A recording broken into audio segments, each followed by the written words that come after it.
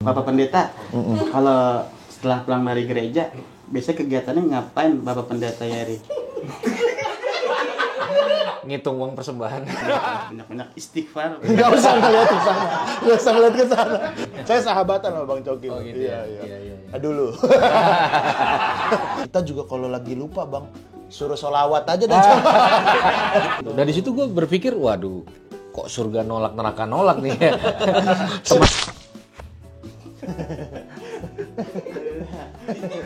Salin dulu. Nah. Kalau kita kan kiai, ustaz begitu. Kalau di itu ada. Pak Pendeta Yeri. Bebas ya. Bebas. Brother boleh. Oh, brother lu. Anak motor emang. Emang kayak Pade Indro sih. Pade. Salam satu aspal. Salam satu aspal. Nyanyilah. Pak Pendeta, maaf nih kita dimulai dengan bernyanyi dulu. Iya. Ya. Seperti biasa kita emang Sama seperti Pak Pendeta di hari weekend. Iya. Hari Minggu berarti ya. Iya weekend, hari Minggu, iya. Emang Kan hari Minggu weekend. itu kegiatan paling sakral ya kan. Betul. Untuk umat-umat Minoritas biasanya. Ya. Kalau kita malah main futsal. Pernah main futsal Car Free Day kan. Mana kalau main futsal abang-abang selangkangan bau banget.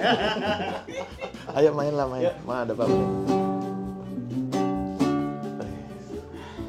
Pak Pendeta kalau menyanyi juga boleh mungkin. Oh, silakan berarti. Ntar saya nyawernya.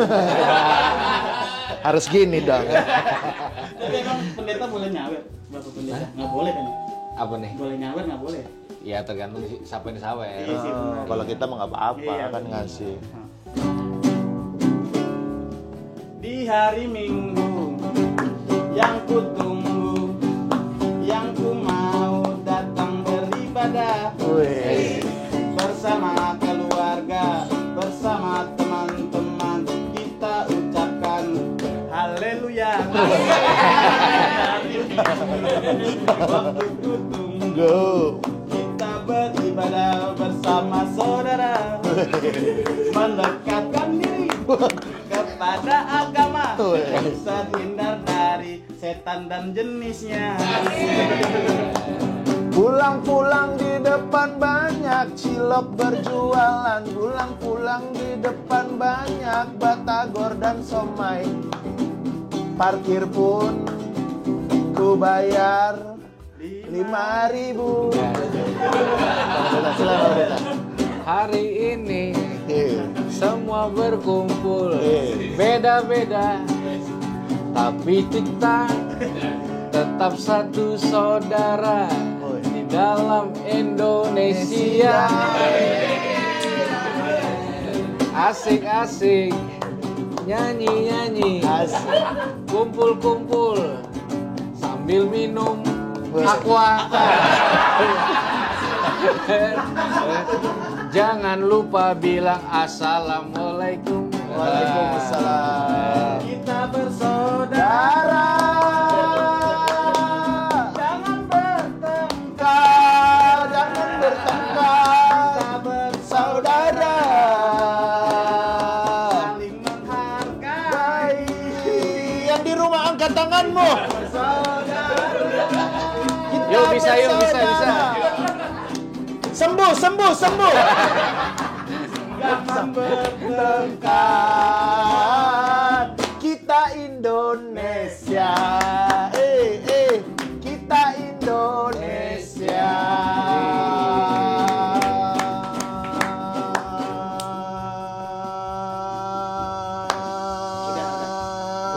Udah panjang nafasnya. Suka sayang kalau nggak dihabisin. Situasi aman ya, situasi. Lumayan. Walaupun agak bronkitis. Nah, ini kita kehadiran Pak Pendeta Yeri nih. Thank you nih. Manggilnya apa nih Pak Pendeta? Abang aja. Abang aja boleh ya? Sista boleh. Nggak bisa dong. Kalau Sista makan geprek gitu. Level 10 biasanya. Senang banget. Abang Yeri. Apa kabar Bang? Baik. Baik ya. Bang Gicoy mau nanya sesuatu sama Bang Yeri sebelum nanti mau keluar jaga parkir depan gereja. Emang ada mobil Avanza 2 biji ngalingin tuh kan. Jadi emang banyak parkiran nggak muat. Bapak Pendeta, kalau setelah pulang dari gereja, Biasanya kegiatannya ngapain Bapak Pendeta Yeri? Ngitung uang persembahan. Kayak bapak gua juga. Kumpul sama keluarga dong.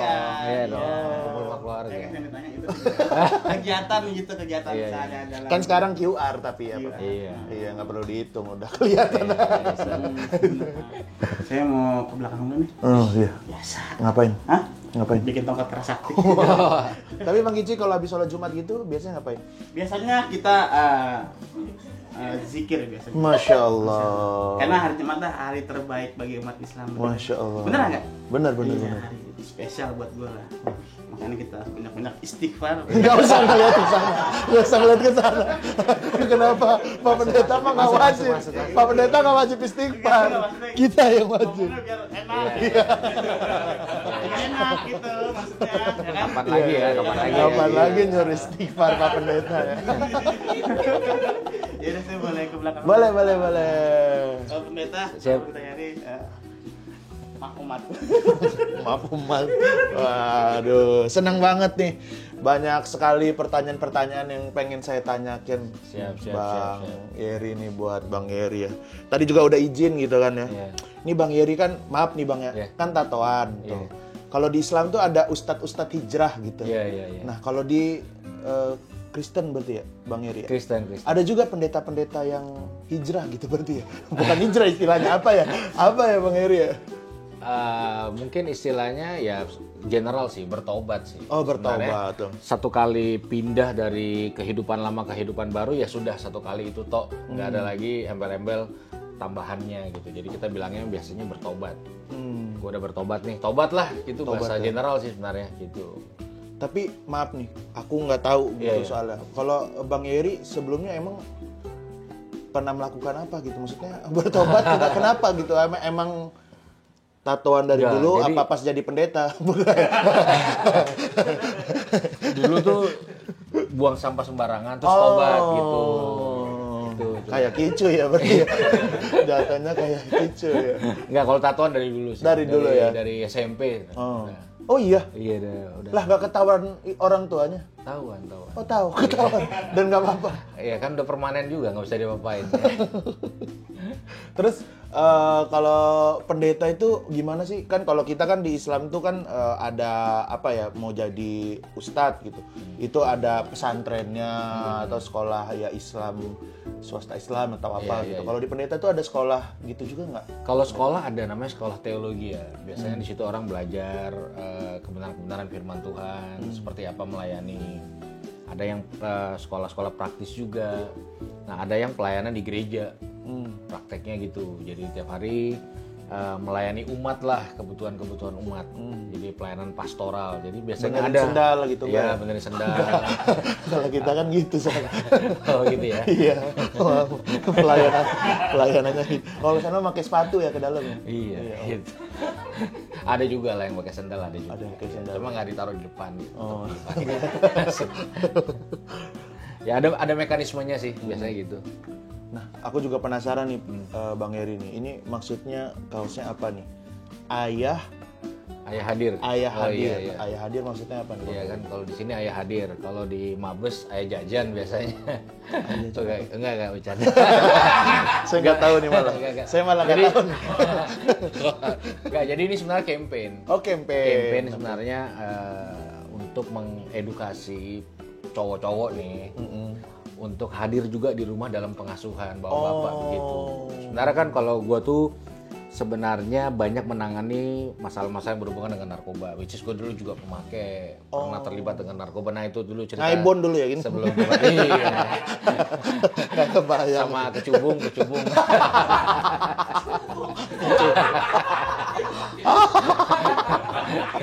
Ternyata pendeta Yeri miskin juga. Maboknya kecubung.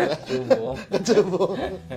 Iya, jadi nah terus gue melihat bahwa pencegahan maupun penanggulangan sangat bisa dilakukan oleh representatif ayah dalam hidup seseorang. Oh, gitu. Nah sebenarnya terus kita kan cowok ya, namanya nggak ada knowledge-nya. Kita juga biasanya dididik oleh orang tua yang dalam tanda kutip didikan Belanda terakhir lah, Iya, angkatan-angkatan kita kan. Bapak angkat alis, lu harus tahu tuh maksudnya apa tuh. Kalau nggak salah tuh. Nah makanya itu akhirnya menyebabkan banyak kekosongan dalam hati orang ketika representatif itu tidak terisi. Betul. Nah itu yang menyebabkan gue melihat bahwa Ayah harus campaign ayah hadir ini ya paling nggak dikampanyekan. Karena gini, kadang-kadang orang kayak beli mainan anak-anak gitu ya. Mainan baby-babyan kan mainan perempuan, masa iya anak cowok main baby-babyan. Nah, tapi kalau udah gede punya anak nggak bisa kayak gitu. Bukan tugas istri aja yang gendong, cebokin, bacain cerita sebelum tidur. Ya tugas bapak-bapaknya juga. Betul. Nah, gue melihat itu punya efektivitas yang cukup tinggi tuh untuk mencegah maupun penanggulangan krisis-krisis yang ada di sekitar kita. Gitu. Iya. Nah makanya saya sekarang tuh punya anak tuh saya yang nyebokin gitu, saya yang nyuapin, habis nyebokin saya bercanda tadi. Karena saya dulu cukup merasakan ini, betul nih yang kata Pendeta Yeri bilang gitu. Apa kehadiran ayah tuh saya cukup kurang gitu. Pendeta dulu. Karena ayah kan kerjanya di luar kota, jadi kadang-kadang tuh Senin berangkat, Jumat baru pulang, ketemu tuh Sabtu Minggu doang. Tapi ya memang karena emang pendidikan agamanya bagus gitu, alhamdulillah sih saya maksudnya bagus. Tapi paling nonton bokep doang.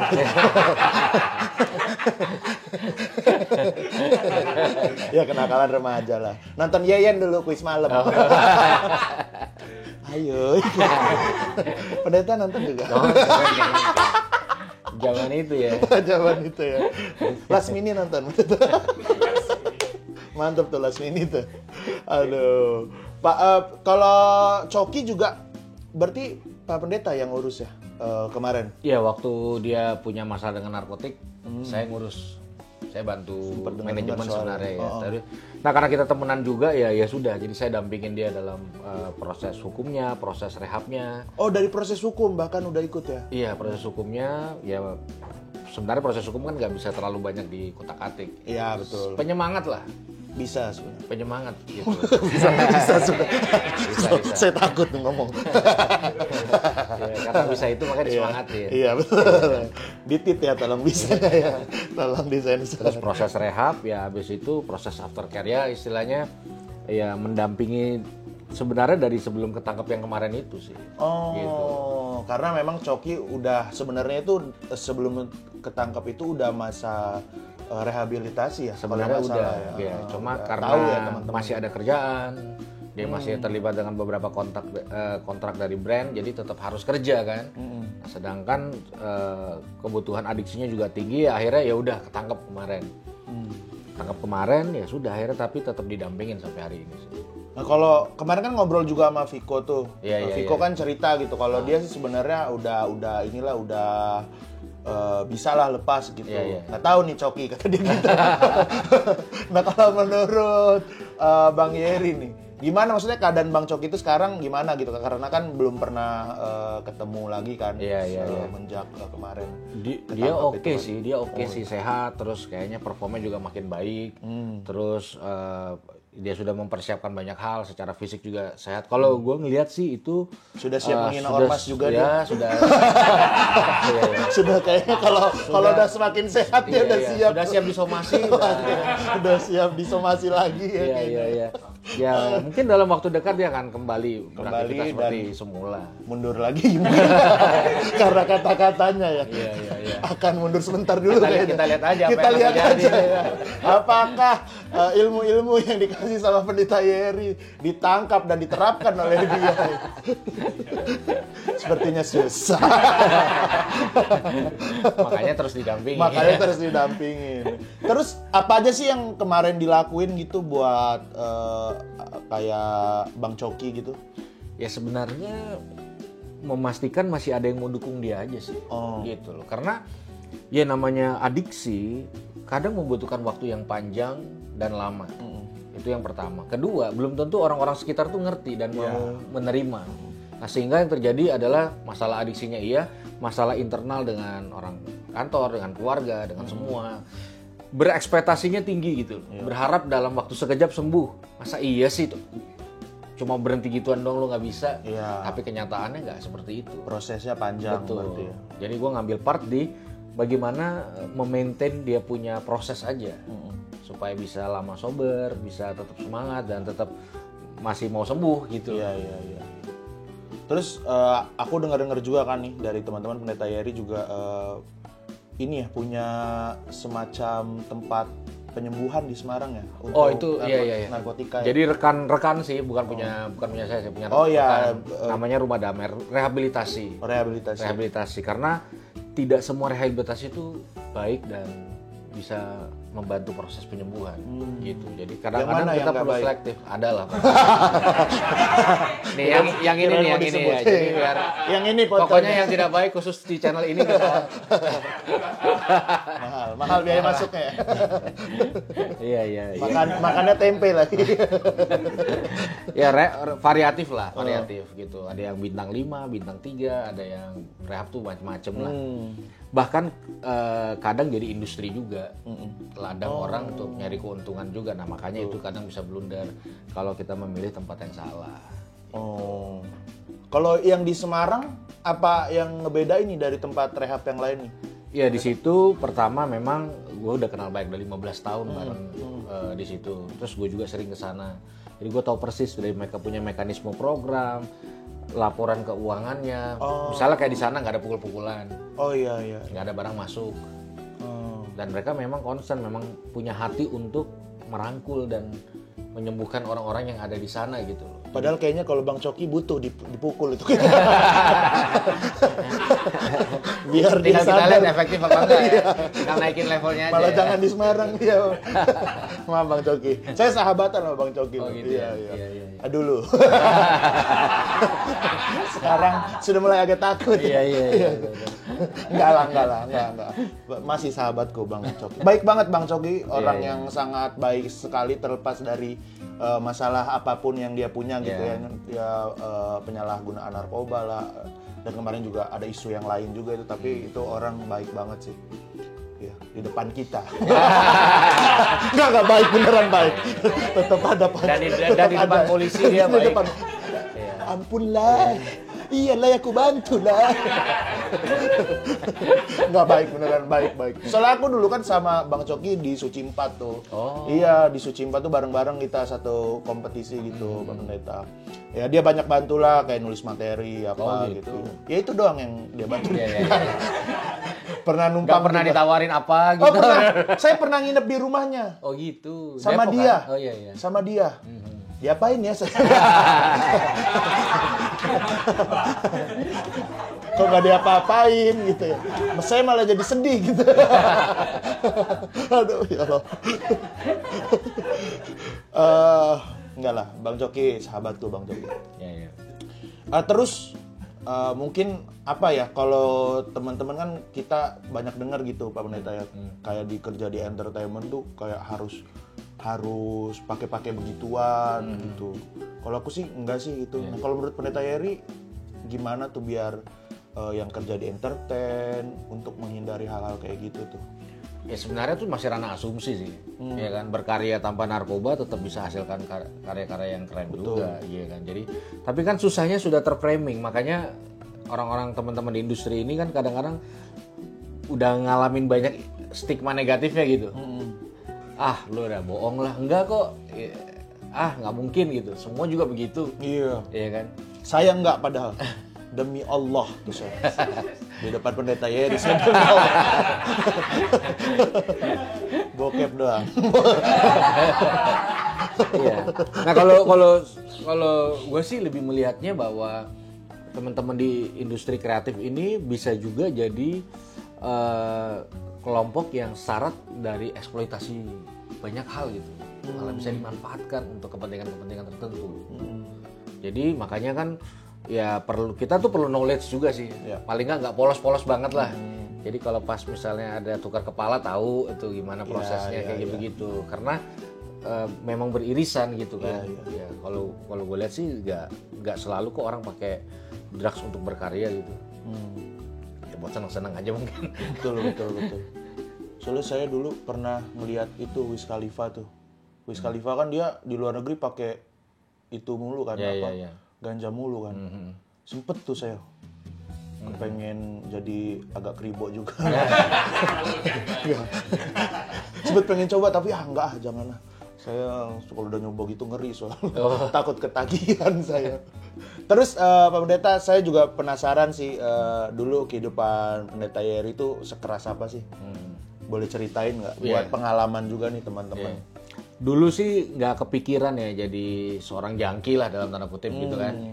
Dulu sempat jadi atlet tenis. Oh iya. Jadi sempat Pingpong atau tenis? tenis Oh, lapangan, tenis tenis lapangan. meja ya.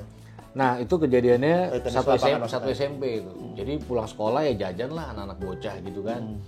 Nah tukang jajanan tuh ternyata bidik narkoba. Oh, pulpen wangi. Oh dia enggak. Dulu kan katanya dulu pulpen wangi kan ada narkobanya. Kok saya enggak nih gitu. Itu Saya coba-coba zamannya gitu. Sprite pakai Insto ya. Ini. Iya. Pendeta juga pernah nih. Ya awalnya di situ Situ lah. ya, Nggak kepikir bahwa ditawarin sekali dua kali itu juga nolak. Maksudnya Apa waktu itu yang ditaruh? waktu itu psikotropika kayak Dumolit, Lexotan, Oh, obat-obat ini. Butil, gitu.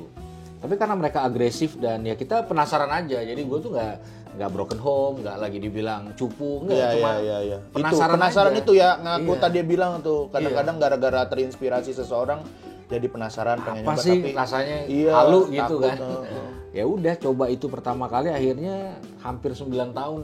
Oh. Masa suram lah tuh akhirnya sekolah SMP 2 kali dikeluarin, SMA 8 kali, terus kena lah sakit, kena jantung, lever, ginjal, sampai kena psikis juga gitu. Semurat kena nggak? Kita tukeran obat, tukeran obat kita. Pakai kata plam. Kicuy no kena. Saya juga. Jadi sementara tidak nasi padang lah ya. Tidak nasi padang, tidak. Ikan nila terus saya makan. Akhir-akhir. Lanjut. Sama sawi putih. Sama sawi putih, betul. Ya akhirnya terus coba berobat sana sini sampai dulu tinggal di Jakarta, dipindahin ke Banjarmasin, dipindahin ke Cirebon, pindahin lagi ke sini, dan akhirnya terpuruk dah karena hepatitis C, terus kena psikis juga, jadi udah sampai kayak ngomong sendiri, ketawa sendiri, Serem banget. jadi udah terpuruk bener-bener terpuruk, dah tinggal nunggu matinya aja. Satu kali overdosis nih. Pernah. Overdosis, beberapa kali overdosis, tapi yang waktu itu jadi didapat tuh udah berbusa, badan udah biru. Nah diangkat sama teman-teman, dibuang di comberan. Jadi pagi-pagi pernah bangun dari comberan, nah itu yang nggak pernah kepikir bahwa ujungnya tuh ke situ. Comberan. Comberan, itulah prestasi terbaik saya sebagai pemakai narkoba. Ada ini Comberan. dong. Ikan encu, apa encu? Dia juga minder nih siapa nih Uget-uget ya. masuk ke komunitas gua, masuk di comberan gitu. Dan ya akhirnya itulah suramnya gitu. Beberapa kali coba bunuh diri, berapa kali ya ketangkap polisi belum pernah, tapi digerebek, Alhamdulillah, ditembak gitu, lari masuk got, masuk berkali-kali gitu. Jadi nggak ada bedanya hidup di luar sama di dalam kalau kita pakai drugs sebenarnya gitu. Dan kayaknya semua kan bermuara ke situ pada akhirnya. Kalau nggak rumah sakit, kuburan ya Penjara. Polda. Iya. Gitu. Ya itulah akhirnya tapi akhirnya semua bisa berubah kalau saya pribadi lewat pengalaman-pengalaman religius. Oh iya. Gitu. Kapan sih tuh turning Itu- point-nya? Maksudnya pas masa-masa apa atau ketemu seseorang kah atau Jadi itu 20 tahun yang lalu sih. Jadi ada yang karena dulu waktu itu lagi coba berhenti nih. Lalu dipikir sama teman-teman bandar nih cepu. Oh. Nah kalau dulu kan cepu tuh yang matiin mereka gitu. Tapi ada yang baik dulu. Ya tiarap lu. Akhirnya saya pergilah ke rumah pendeta. Kurang lebih 2 tahun nggak bisa pulang karena memang perintahnya dimatiin gitu. Di sayembara gitu. Kepalanya yang bisa dapet Yeri, kepalanya sekian puluh juta. Ya udah itu kalau kayak gitu tuh beneran tuh. Jadi gue kehilangan banyak teman tuh udah nggak kehitung sih. Nah udah di situ akhirnya mulai dikenalin Tuhan, dikenalin hidup dalam Tuhan, hidup bertuhan seperti apa. Dan kayaknya gue menemukan taste yang sensasionalnya lebih hebat dari drugs ya ketika hidup bertuhan itu. Dan itulah yang gue jalanin sampai sekarang. Betul. Gitu. Saya aja denger lagu Opik kadang-kadang wah, nikmat banget nih. Ya, karena gue setuju itu bicara soal kenikmatan. Karena drugs itu kalau nggak nemu yang lebih enak, sebenarnya sulit sih. Orang enak kok. Iya. Orang enak, bener enak, sensasional gitu. Jadi kalau nggak menemukan taste yang lebih deep, sulit. Sama nasi Padang masih kalah. Tergantung lagi asam uratnya. Kembali ke asam urat. Padahal ayam pop sederhana aja udah enak banget Waduh, ya. iya. Ngapain Iya, pakai tapi kan drugs itu kan Beda, ya? memompa dopamin kita yang tadinya misalnya orang melakukan hubungan seks mungkin dia di angka 10, 20, nasi Padang 50, ayam pop 70 misalnya ya, ya. nilainya 70, Iya. tiba-tiba make Drugs itu 1000 misalnya. langsung jadi ayam rock. Ya itu, nah sedangkan itu ilegal dan orang akan cari sensasional itu terus. Nah makanya sulit kalau pecandu narkoba ini diperhadapkan dengan hukum, karena solusinya bukan hukum, Rehab itu rehab tadi. itu. Kalau menurut Pendeta Yeri, apakah sudah efektif nih rehab-rehab di Indonesia atau emang masih perlu banyak perbaikan lagi, Pendeta? Iya kalau gue lihat sih bukan masalah rehabnya, pasca rehabnya. Hmm. Nah, sekarang orang bingung gitu. Ya syukurlah ya yang terkenal nih, Iya, Coki, iya, Viko. Rasanya nggak akan sulit untuk dapat pekerjaan Iya, lagi. betul. Nah yang nggak terkenal, Iya, lu ada masuk apa enggak? perusahaan, Gimana caranya mau masuk lagi? Gimana caranya mau berkarya apalagi lagi? residivis gitu Betul. misalnya. Itu dia. Makanya kalau kita nggak bangun pasca rehabnya, Iya. gitu akan sulit. Nah, gue melihat bahwa komunal ya, termasuk stand up comedian lah, bisa menjadi satu ajang orang bisa pulih dan berkarya kembali, ya kan? Di situ bisa mengekspresikan karyanya dan mungkin bisa hidup dengan dua kakinya sendiri secara finansial gitu. Nah, meskipun secara internal banyak rehab-rehab yang masih perlu bebenah sih sebenarnya, yang komersil, yang terlalu orientasinya, komersil, iya, ya. begitu. Gue lagi berpikir efektivitas rehabilitasi berbasis masyarakat gitu. Jadi misalnya komunitas stand up nih, ya di sini bisa menjadi ajang orang yang rusak dan jadi punya komunitas yang oke, bisa saling dukung, bisa saling support gitu. Buat semakin merusak kok. Iya, tergantung siapa yang dimasukin nih. Ya, bisa pulih atau dia mengkamili nih.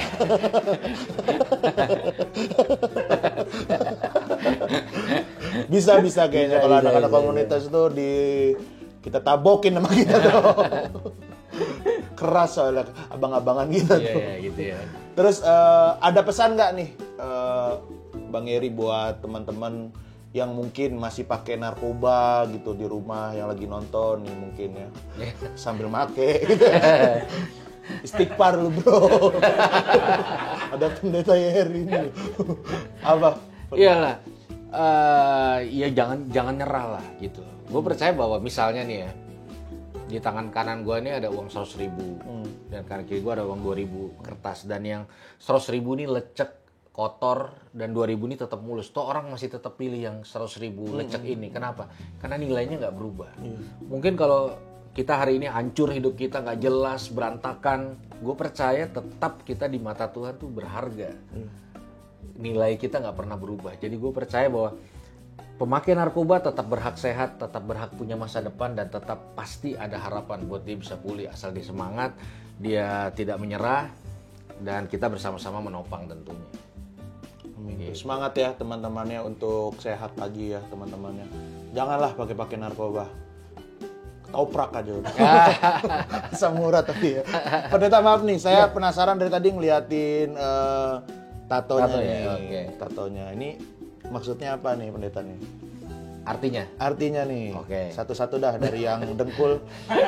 Ada nggak? Nggak ada ya. Kalau saya di sini ada hitam doang. Oh gitu ya, bekas jatuh. Bukan jatuh. Kalau kanan ini Garuda Pancasila. Oh. Bukan ormas tapi. Bukan, itu beda ya, Beda, beda. beda, iya. Jangan Iya, dibecandain, iya. jangan dibecandain. Ngeri, kalau itu ngeri saya. Ngeri. Makanya kalau ketemu di jalan kan, wis pas ngeliat. Wih, bro. Ini salib ornamen gitu. Jadi kalau filosofi gue lewat tangan ini membangun sesuatu untuk Tuhan dan untuk bangsa. Wih, bermanfaat buat bangsa dan negara Iya, dan agama ya pendeta. iya. Kalau yang sini apa nih? Ini ada My home is My Home is You. Sini ada gambar Yesus. Oh. Gitu. Jadi gue percaya orang pasti kembali ke home. Tapi kadang-kadang orang nggak balik ke rumahnya karena orang nggak ngerasa rumahnya tuh home gitu loh. Makanya banyak orang lebih nyaman di luar karena nek sama home.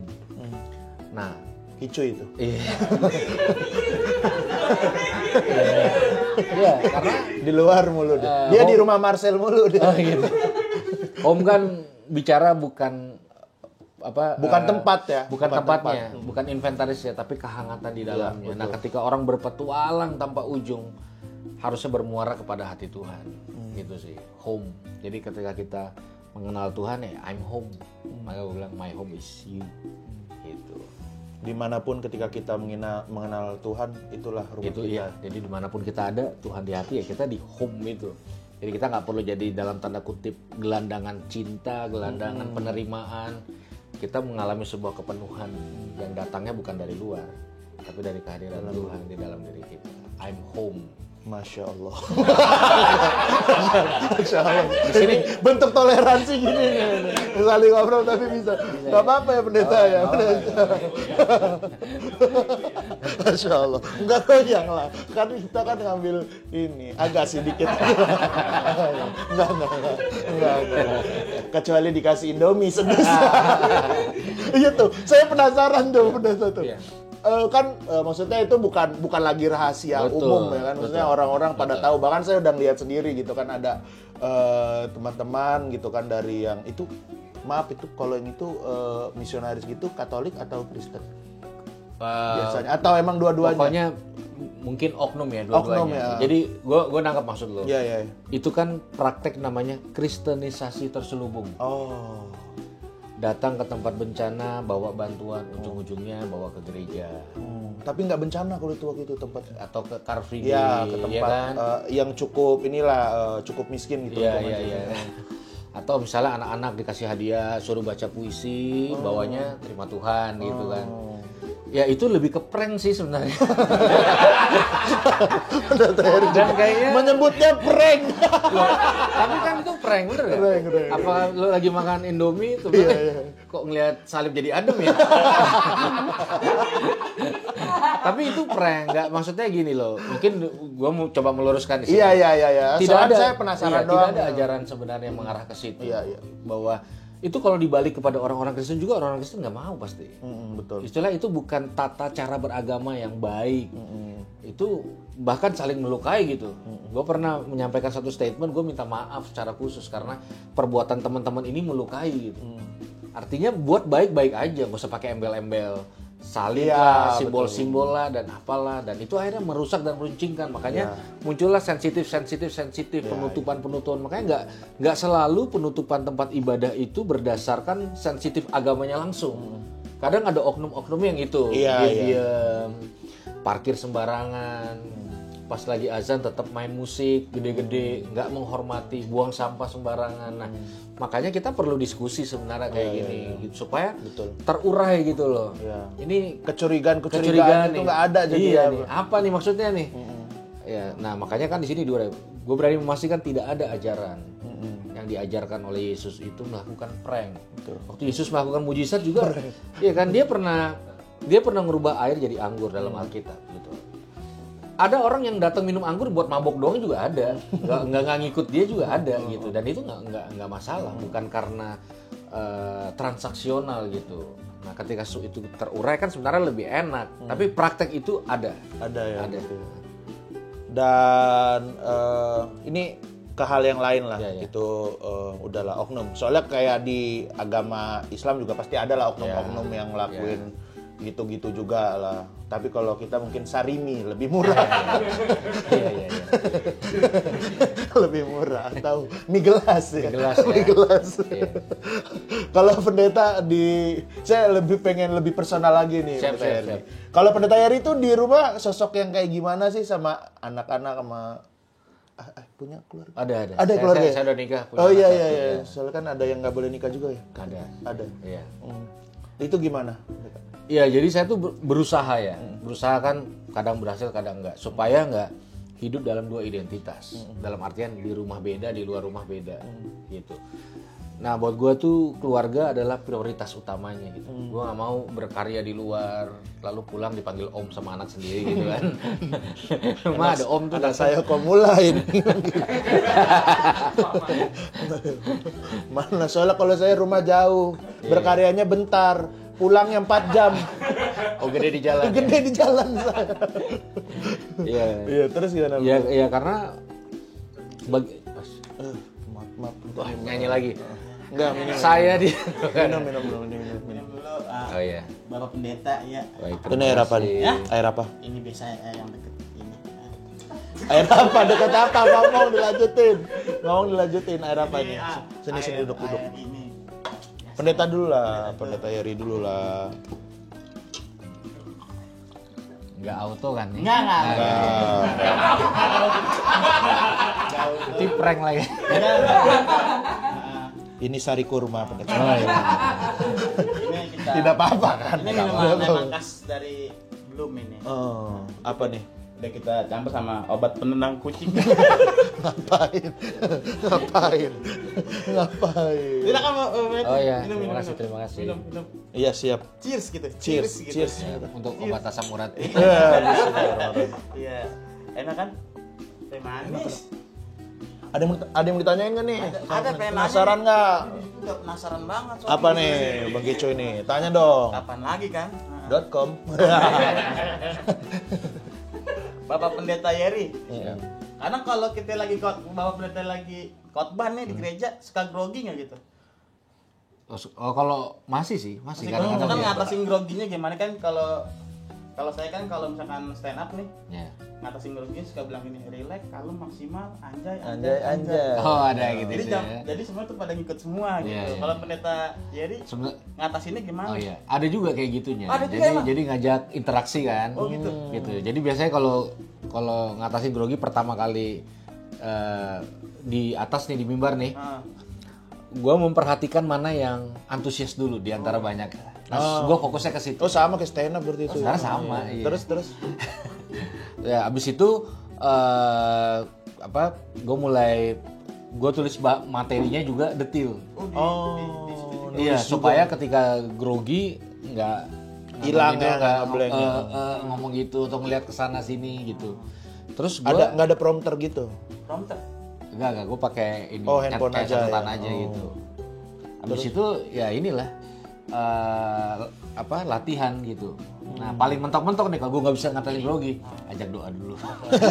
Semua Sama. tenang doa masing-masing. Ayo, Kalau kita Pak Ustadz, kalau ini pernah cerita nih, ada Pak Ustadz saya tuh waktu itu pernah cerita, kita juga kalau lagi lupa Bang, suruh solawat aja dan Iya. itu kalau solawatnya lama, berarti dia lagi lupa materi itu. Solawat aja loh, solawat terus sampai subuh dia, kagak ngapalin materi. Udah ceramah sini, apalagi ya katanya. Solawat aja udah. Tapi pernah nggak ada jamaah yang kagak fokus gitu, Bapak Pendeta misalkan lagi di depan nih, jamaahnya nggak fokus. Bapak Pendeta kesel kan disambit pakai nasi bok, tuh pernah nggak? Enggak dong.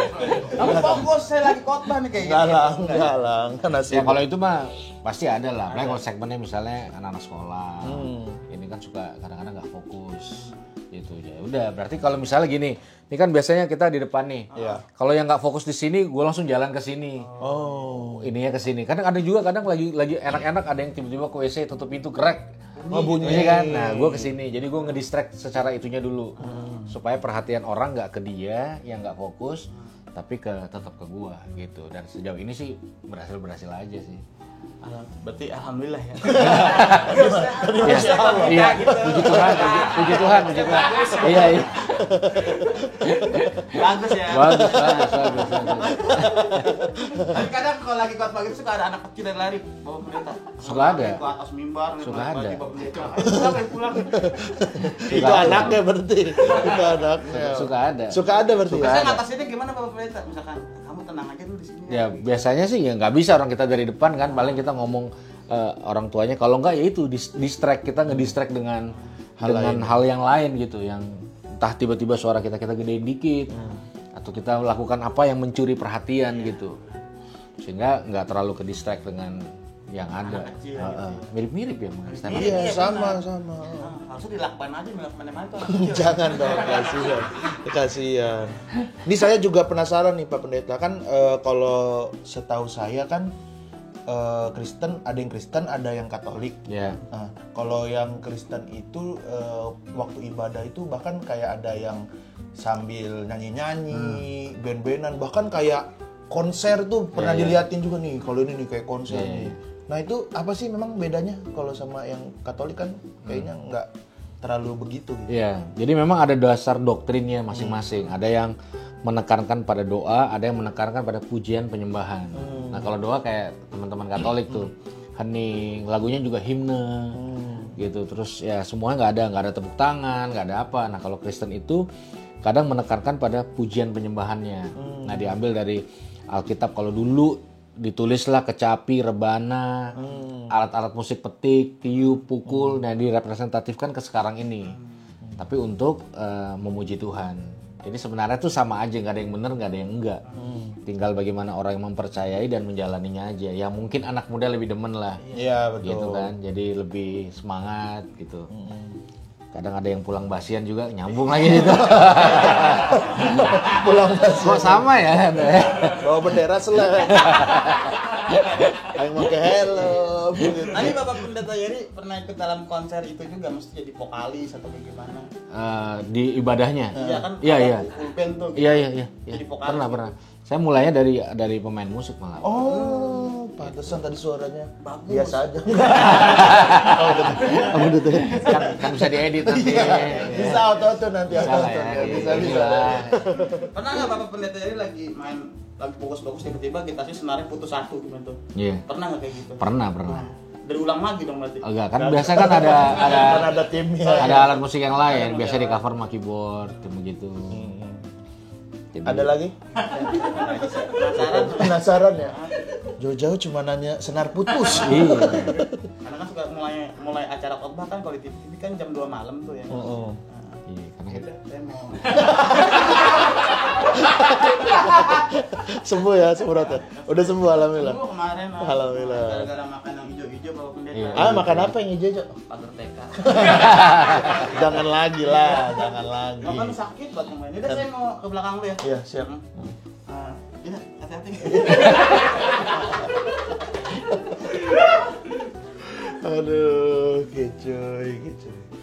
Terus saya pengen nanya lagi nih, Pendeta nih. Saya kayak pernah dengar juga tuh satu apa nggak tahu ini ayat atau kayak cuma quotes doang atau misalnya nasihat gitu apa. Ada yang bilang kenapa orang Kristen tuh diajarkan untuk ngasih pipi kiri kalau ditampar pipi kanan. Oke. Itu apa maksudnya itu? Itu bagian dari ayat sih. No, ayat ya. Ayat di kitab Injil. Jadi dikatakan gini, pertama dibilang gini, jangan membalas orang yang berbuat jahat kepada kamu. Kalau kamu ditampar pipi kiri, kasih pipi kananmu. Berdoalah buat musuhmu, berdoalah buat orang yang menganiaya kamu. Dalam artian pembalasan itu menjadi hak mutlaknya Tuhan. Gitu. Jadi sebenarnya ajaran itu menekankan pada pembalasan paling terhormat adalah mengampuni. Jadi karena chordnya itu kasih, kita diajarkan bereaksi bukan berdasarkan orang ke kita, tapi berdasarkan Tuhan ke kita gitu. Sehingga dalam hidup ini kita nggak perlu capek bereaksi berdasarkan orang gitu. Orang baik kita baik, orang jahat kita bisa 1000 kali lebih jahat. Tapi berdasarkan angle bagaimana Tuhan ke kita. Nah sehingga kita bisa menjalani kehidupan bertuhan ini benar-benar seperti yang Tuhan mau gitu. Jadi ini bukan masalah untung rugi dan bukan masalah bodoh atau pinter gitu. Tapi kita mengizinkan kedaulatan Tuhan itu menjadi part dalam kehidupan kita. Termasuk ketika ada orang-orang yang melukai kita, menyakiti kita, menghina kita, mengkhianati kita gitu. Makanya itu chord yang sangat penting sih di dalam ajaran kekristenan, kasih itu. Iya. Sama lah kalau kayak di Islam tuh bertawakal gitu ya, betul. Diserahin aja. Betul. Allah maafin aja loh orang betul. Misalnya kayak saya asam urat kiri nih, nanti asam urat kanan gitu kali kayak konsepnya. Iya. Itu makanya ada kiri sama kanan ya. Terus aku lihat juga kemarin tuh. Itu kayaknya timnya sih yang lihat, bukan aku ya. Nggak mau bohong lah aku. Tim ngelihat tuh. Habis itu ditulis di situ pendeta. Saya ngelihat tulisan. Kemarin kayaknya pendeta jalan-jalan ke Israel ya. Terus di sana apa yang dilihat tuh? Ditemuin pendeta? Kalau ke Israel itu biasanya perjalanan ziarah sih. Oh. Ziarah. Jadi tampak tilas. Nah, tapi tidak ada arahan keharusan orang Kristen tuh harus ke Israel tuh nggak ada. Nah, biasanya rombongan ini sama-sama pergi ke Israel. Jadi ada 20 atau 30 orang. Nah, saya pendeta pembimbingnya. Oh, sama kayak kalau di Islam umroh. Umroh, sama kayak umroh. Nah, kadang-kadang berbarengan kok sama ini nanti transit di Abu Dhabi baru mencar gitu sama teman-teman yang umroh. Nah, jadi itu tampak tilas perjalanan Yesus di situ, di Israel itu. Di kejadian-kejadiannya di Yerusalem, di ini waktu Yesus lakukan ini. Nah, di situ sebenarnya ya sambil pembelajaran rohani dan pendalaman iman sih. Dan kita bisa lihat langsung lokasi kejadiannya. Peristiwa-peristiwa yang ditulis di Alkitab itu. Nah, jadi orang pulang dapat pembekalan lebih sih. Itu sih. Kalau makanan Hasanah apa?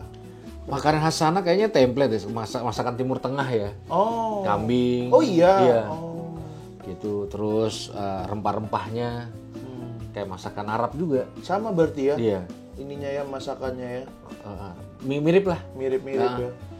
Kalau ini pendeta, ayat favorit pendeta nih di Alkitab nih, ada nggak yang itu jadi satu kayak wah ini yang harus dijalanin dan sering banget pendeta sampaikan gitu ke teman-teman pendeta? Jadi ada satu nats di dalam kitab Yesaya yang bilang gini, karena kamu itu berharga dan mulia di mataku. Itu sih. Jadi entah kenapa Tuhan itu tetap memilih kita, sekalipun kita dalam tanda kutip kayak karoseri nggak jelas gitu. Jadi kenyataannya gini, bukan karena kita baik, tapi karena Tuhan baik gitu. Dan di mata Dia kita ini bukan kopian murahan orang lain, unik, sempurna, utuh. Kalau kita nggak ada, dunia ini kehilangan satu visi yang nggak ada satu orang pun bisa gantiin. Nah, kita kan hidup di dunia yang melihat kita berdasarkan kacamata pragmatis. Kalau juara olimpiade semua hargain. Kalau masuk penjara semua maki. Ya tergantung apa yang terjadi. Betul. Nah, pandangan itu sangat-sangat dibutuhkan. Karena kadang-kadang hidup ini kan bisa di atas, bisa di bawah. Tapi pandangan Tuhan yang tetap menganggap kita ini berharga. Dan tidak ada yang bisa mengganggu-gugat ini. Itulah yang menjaga hati dan hidup ini tetap berwarna lah setiap hari. Bahwa setiap pagi gue bangun, gue sadar bahwa gue dicintai, gue nggak dilupain, gue ini prioritas gitu loh. Maksudnya ya Tuhan nggak punya anak emas, tapi gue ini berharga di matanya. Kita tahu kita dicintai ya. Iya. Nah, tinggal jangan buat cintanya bertepuk sebelah tangan aja, paling gitu. Kalau pendeta sendiri, apa sih yang memutuskan akhirnya gue mau jadi pendeta deh gitu, nggak mau jadi pegawai pegadaian syariah?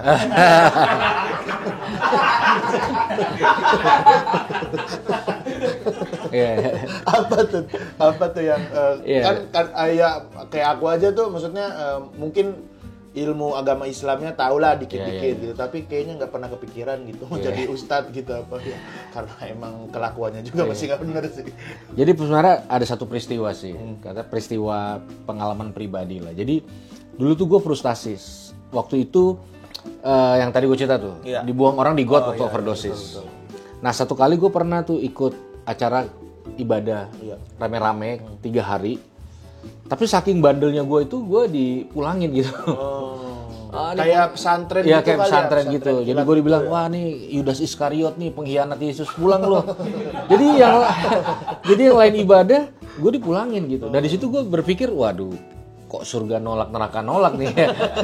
Teman-teman rohani nolak, teman-teman yang nggak rohani juga nolak. Terus gue Islam harusnya masuk. Misionaris di konten YouTube. Si Rahel langsung, Rahel mukanya langsung. Tinggal dilingin aja ya. Satu Kristen Prince, satu Sakir Naik, cocok tuh. Bercanda bener. Iya, jadi ini satu kali gue memutuskan untuk bunuh diri waktu itu. Awalnya di situ sih. Jadi gue ambil 1 gelas racun.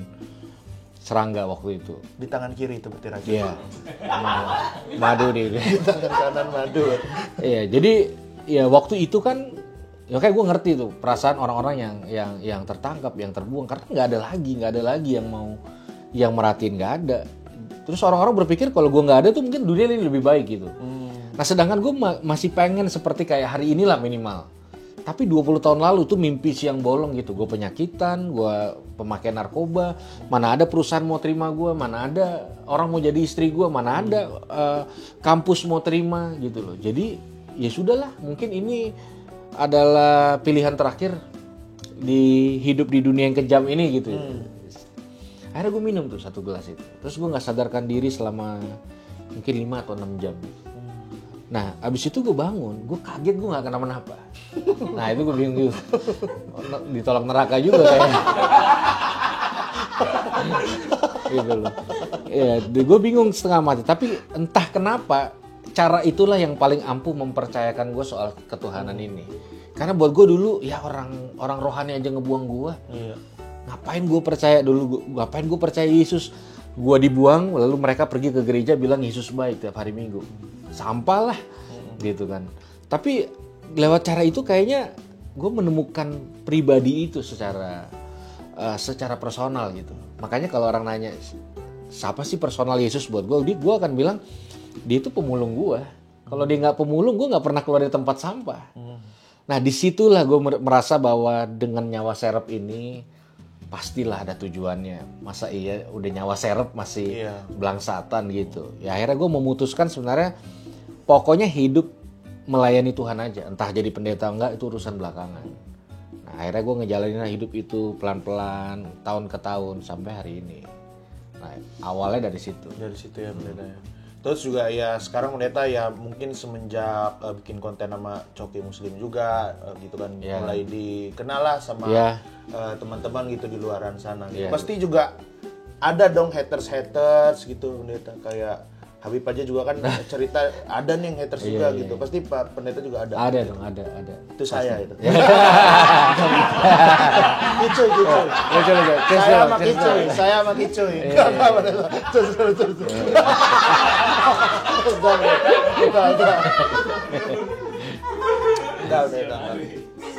Enggak. Gimana tuh? Ada lah, pasti ada. Komen-komen gitu ya. Komen-komen. Beberapa jadwal pelayanan saya di-cut juga dari kalangan internal tuh banyak gitu. Dari kalangan internal? Iya banyak. Jadi orang kadang nggak siap ya. Kayak misalnya gini, gue ngelampingin Coki gitu. Kalau nggak Kristen ini langsung dari awal sih, gitu. Kalau mau sih bergaul sama orang kayak gini, lo merusak kredibilitas kesucian agama dengan lo berdampingan dengan orang-orang yang kayak gini gitu. Nah itu biasanya kayak gitu. Kalau mereka mempersalahkan, kadang nyerang, kadang komen gitu. Ya sampai hari ini pasti ada sih. Masih ada yang gitu-gitu. Pasti ada. Tapi kalau misalnya maaf nih, balik lagi kayak masalah tato gitu, ada yang masalahin nggak pendeta dari kayak umatnya atau dari pendeta yang lain gitu? Jadi gue punya pengalaman lucu. Jadi gue datang ke satu ibadah yang gue pemimpinnya. Khotbah lah. Iya. Hari Minggu. Nah gue datang lebih cepat dan masih sepi gitu. Jadi nggak ada orang. Nah orang ngeliat gue kan dari jauh. Gue pakai tangan pendek. Di security nangkap gue. Kemana kamu? Mau ibadah Pak. Bohong kamu. Ikut saya ke pos. Kamu mau maling kotak amal. Akhirnya digiring gue ke pos. Nah waktu itu ada spanduk gede. Iya. Untung ada muka gue di situ. Langsung security-nya kaget. Bapak pembicaranya ya. Belum pernah lihat ya Pak. Iya gitu. Nah, ya. Jadi stigma negatif gitu. Gue mendingan di stigma negatif dan gue relate sama teman-teman yang lain. Dibanding gue harus merubah penampilan demi kesucian dari kacamata orang yang fiktif sih gitu. Jadi ya pasti sih sampai sekarang gitu orang masih negatif lah. Gue kan pernah punya gereja di Depok gitu. Jadi berapa kali naik angkot, bahkan kenaiknya tuh kadang-kadang suka nggak minta gitu. Bang jalannya bang, enggak gue mau bayar. Ya enggak gitu coy. Gue mau bayar kali gitu. Melotot kali ya? Iya nggak tahu juga. Bayar nggak deh? Iya ada lah pastilah. Widih. Aduh. Sorry bang, siapa ya? Dari kantor pos itu. Oh, duduk, silakan. Terakhir nih, sebelum kita nyanyian ya, Pak Pendeta ya, apa sih yang diharapkan gitu dengan toleransi di Indonesia gitu, Pak Pendeta? Kayaknya sekarang ini ya orang-orang sebenarnya lebih terbuka lah ya pikirannya, ya udah nggak kayak dulu gitu lebih. Iya. Gimana tuh? Orang-orang positif ini lebih aktif gitu. Jadi nggak positif aja tuh kurang gitu. Karena yang negatif yang lebih berisik biasanya. Nah harapan saya sih orang-orang yang positif, yang intelektual lebih proaktif sih, terutama di sosial media, sehingga terciptalah sebuah culture yang bukan sebuah culture sih, memang identitas Indonesia aslinya di situ gitu. Sehingga orang bisa melihat banyak warna, nggak cuma yang itu aja. Itu sih. Jangan terlalu gampang tersinggungan juga. Nah, ya, kayak kita kayak gini tuh enak banget bisa. Tapi ngobrol. teman-teman sekarang komedian tuh mengedukasi Indonesia untuk gak mudah tersinggung sih. Iya betul. Ya walaupun ada batasannya juga, batasannya. Jangan yang terlalu berlebihan Iya, gitu iya, ya. iya. Gokil lah, Pendeta Eri lah. Saya senang banget bisa ngobrol. Nih nyanyi dulu lah. Kita nyanyi dulu ya Pendeta. Saya juga senang. Seneng apa lu? Lu dari situ diem doang. Ada lagu apa? Bro, kita lagu untuk sesuatu, seseorang. Sesuatu apa seseorang? Seseorang. Oke.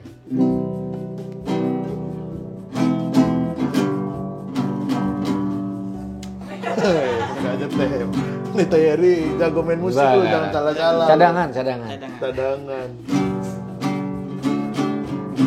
Wih.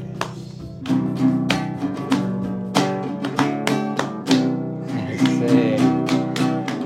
Harapan kami jangan bertengkar.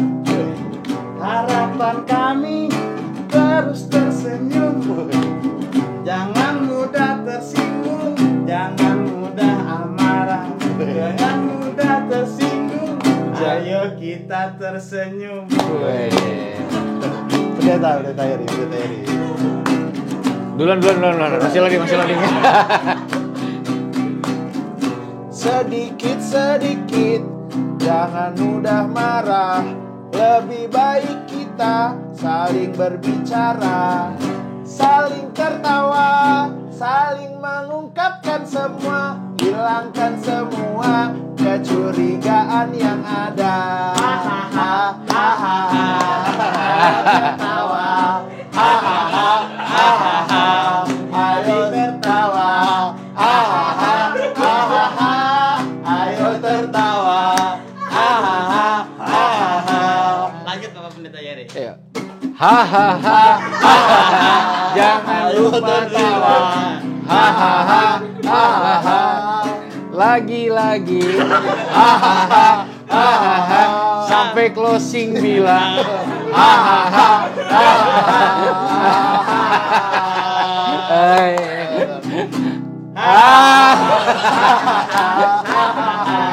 Ayo tertawa, Kita gembira. kok gini banget. Jangan lupa minum. Yoi, cheers dulu. Anggurnya. Kita Semua gembira.